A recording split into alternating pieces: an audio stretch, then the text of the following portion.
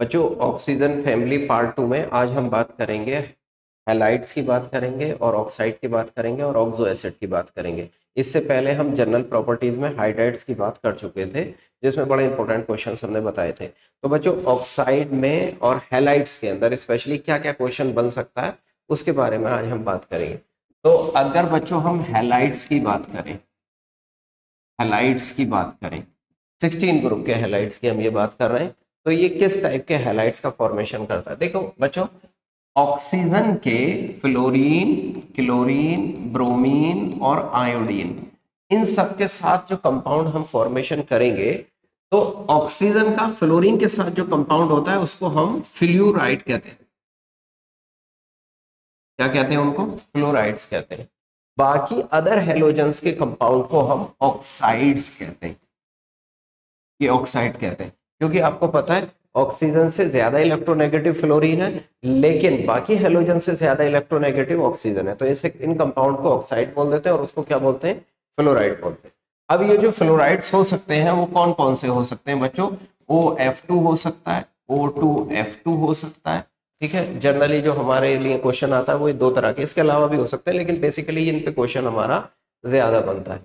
Chlorine, bromine और iodine के जो ऑक्साइड्स हो सकते हैं वो क्या हो सकते हैं? क्लोरीन का आपका Cl2 हो सकता है, ClO2 हो सकता है, Cl2O6 हो सकता है, Cl2O7 हो सकता है। इन सब पे क्वेश्चन आपका बन सकता है।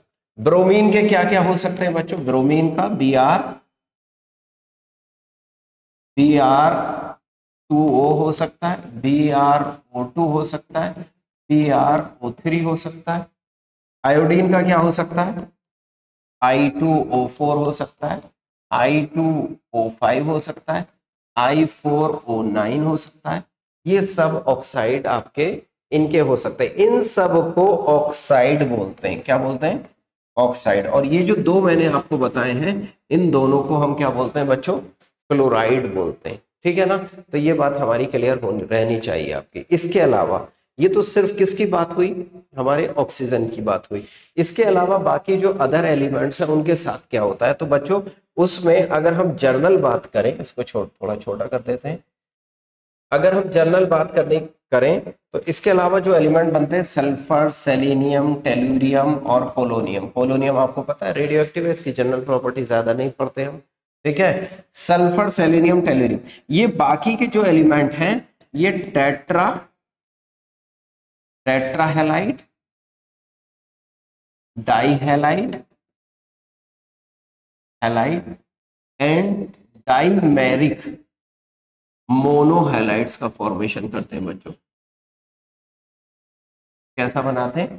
डाइमेरिक मोनोहेलाइड का फॉर्मेशन करते हैं बाकी के जो बचे हुए एलिमेंट है। जैसे फॉर एग्जांपल अगर हम बात करें सल्फर के टेट्राहेलाइड जैसे SF4, SCl4, इस तरह के हैलाइड्स का फॉर्मेशन करते हैं।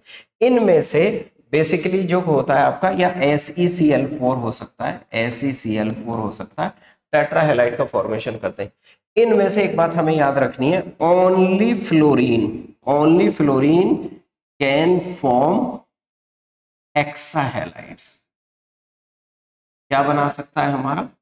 Only fluorine can form हेक्साहेलाइड।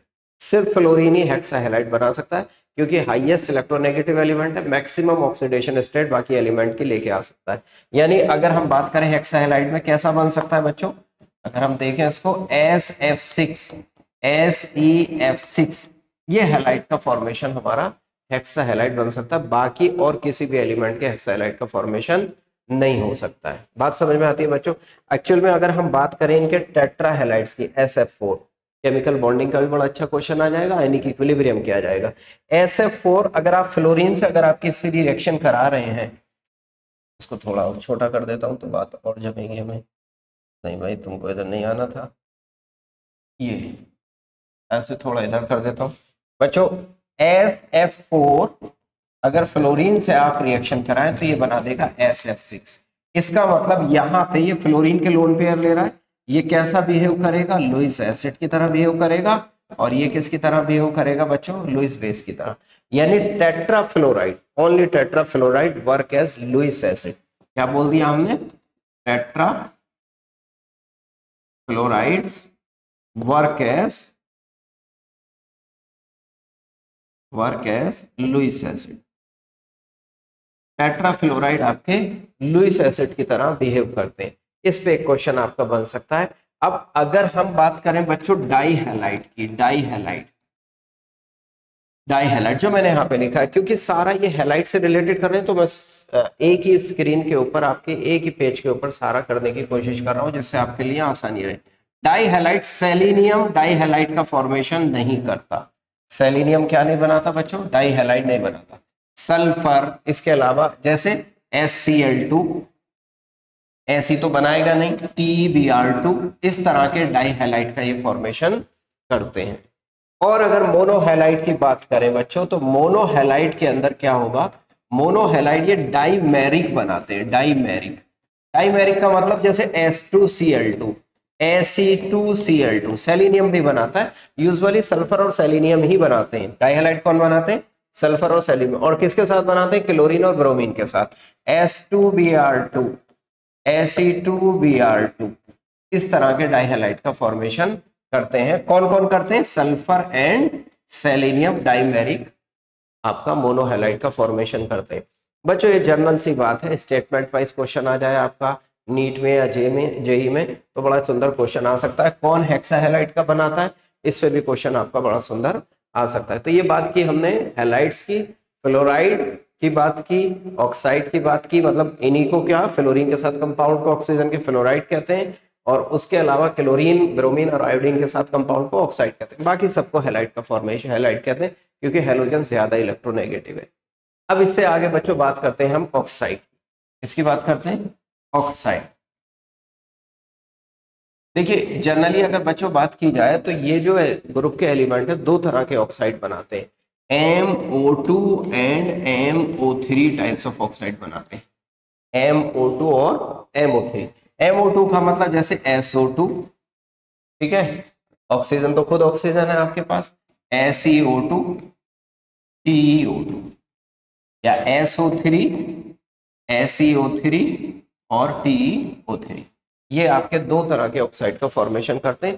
पहला और आसान क्वेश्चन तो यही आएगा, इनका एसिडिक स्ट्रेंथ क्या होगा। बच्चों ऑक्साइड के केस में जैसे जैसे सेंट्रल एटम की इलेक्ट्रोनेगेटिविटी घटेगी तो एसिडिक स्ट्रेंथ घटेगी। तो down the group acidic strength का क्या ऑर्डर होगा? डिक्रीज करेगा एसिडिक स्ट्रेंथ। इस केस में भी एसिडिक स्ट्रेंथ का ऑर्डर क्या होगा? सेम ऑर्डर होगा बच्चों, ये भी ये वाला ऑर्डर होगा आपका, ठीक है। एसिडिक स्ट्रेंथ सेम ऑर्डर होगा आपका। अगर हम बात करें दो एलिमेंट के ही, दो ऑक्साइड के बीच में, जैसे for example SO2 and SO3, तो अब ऑब्वियस है इस एलिमेंट का सेंट्रल एटम अब सेम है, ठीक है। तो सेंट्रल एटम अगर सेम है तो जिसमें ऑक्सीडेशन स्टेट ज्यादा होगा उस केस में एसिडिक स्ट्रेंथ ज्यादा होगा। तो ये ऑर्डर होगा आपका एसिडिक स्ट्रेंथ का। सल्फर डाइऑक्साइड जो होता है वो आपका गैस होता है सॉलिड में, मतलब जनरल नॉन रूम टेम्परेचर पे क्या होता है आपका? गैस होता है। सेलेनियम डाइऑक्साइड जो होता है ना आपका एक बहुत अच्छा ऑक्सीडाइजिंग एजेंट है, ऑक्सीडाइजिंग एजेंट। और ऑक्सीडाइजिंग एजेंट ऑर्गेनिक केमिस्ट्री में यूज हो जाता है। किसको ऑक्सीडाइज करता है बच्चों? ये अगर आपके पास CS2 ग्रुप है तो इसको CO ग्रुप में ऑक्सीडाइज करेगा, और अगर आपके पास CS3 ग्रुप है तो उसको CHO ग्रुप में ऑक्सीडाइज करेगा। ऑर्गेनिक केमिस्ट्री में यूज करते हैं, इस तरह का क्वेश्चन आपको बनता है। सेलेनियम ऑक्साइड अगर आप इसको सॉलिड फॉर्म में लिया जाए आपका, तो इस सेलेनियम ऑक्साइड आपका मोनोमेरिक, पॉलीमेरिक फॉर्म में, सॉलिड फॉर्म में एग्जिस्ट करता है आपका। इसी तरीके से सल्फर ट्राइऑक्साइड जो होता है ना बच्चों, वो नेचर में क्या है? गैस है। ये भी नेचर में गैस है। पॉलीमेरिक फॉर्म में ये दो स्ट्रक्चर में एग्जिस्ट करती है। इस पे क्वेश्चन आपका बन सकता है। कैसे एग्जिस्ट करती है मैं आपको बता देता हूं। अगर हम सल्फर ट्राइऑक्साइड की प्राइमेरिक फॉर्म लें, प्राइमेरिक फॉर्म के अंदर सल्फर ट्राइऑक्साइड का यूजुअली स्ट्रक्चर अगर हम बनाएं तो इस तरीके से आपको दिखाई देता है, सल्फर ट्राइऑक्साइड ये होता है। लेकिन अगर ट्राइमर बना दें तो ये साइक्लिक स्ट्रक्चर का फॉर्मेशन करता है। इस तरीके से साइक्लिक स्ट्रक्चर इसका बन जाता है। Double bond O, double bond O, double bond O, double bond O, double bond O और डबल बॉन्ड। या तो ये ट्राइमेरिक रिंग स्ट्रक्चर की फॉर्म में एग्जिस्ट करता है, 6 मेंबर्ड का रिंग होता है, या ये एग्जिस्ट करेगा आपका चेन स्ट्रक्चर की फॉर्म में, पॉलीमेरिक चेन स्ट्रक्चर। कैसा? पॉलीमेरिक चेन स्ट्रक्चर कैसे बना सकते हैं हम? उसको हम ऐसे शो कर सकते हैं, फॉर एग्जांपल ऐसे ओ एस ऐसे, ओ एस, इस तरीके से polymeric chain linear polymeric chain की फॉर्म में एग्जिस्ट करता है, और ट्राइमेरिक फॉर्म के किसकी फॉर्म में एग्जिस्ट करता है, रिंग की फॉर्म में एग्जिस्ट करता है। तो इस पे आपको छोटा छोटा क्वेश्चन आपका एसिडिक स्ट्रेंथ पे क्वेश्चन आ सकता है आपका, जो बहुत पॉपुलर और आसान क्वेश्चन होगा। जैसे जैसे इलेक्ट्रोनेगेटिविटी घटेगी वैसे वैसे एसिडिक स्ट्रेंथ घटेगी। तो बेसिकली ये बात किसके बारे में हो गई बच्चों हमारा। हाँ, अगर आपसे क्वेश्चन पूछा जाए जिसके चांसेस कम है, इसलिए बताने की कोई बात नहीं है, SiO3 जो है ना वो टेट्रामेरिक फॉर्म में एग्जिस्ट करता है, साइक्लिक टेट्रामेरिक फॉर्म में। एक लिख लें अगर आपको ऐसा क्वेश्चन आए तो।